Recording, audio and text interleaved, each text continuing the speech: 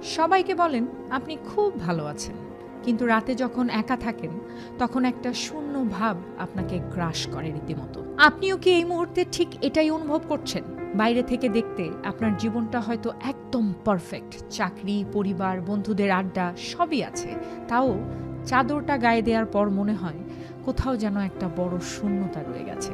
আমরা আসলে দিনভর অন্য সবাইকে খুশি করতে করতে এতটাই ক্লান্ত হয়ে পড়ি যে নিজের দিকে তাকানোর সময়টাই পাই না। আপনি ভাবেন পরের মাসে সব ঠিক হয়ে যাবে, বা সব ঠিক করে ফেলবো, বা নতুন কিছু কিনলে আনন্দ ফিরবে। কিন্তু সত্যি বলতে ভেতরের এই একাকিত্ব কোনো বাহিরের জিনিস দিয়ে পূরণ হয় না, বা পূরণ করা যায় না। নিজেকে একটু সময় দিন। আপনি রোবট নন, আপনি মানুষ। আর এই কথাটা ভুলবেন না। সব সময় ভালো থাকার অভিনয় করতে করতে আপনি ক্লান্ত।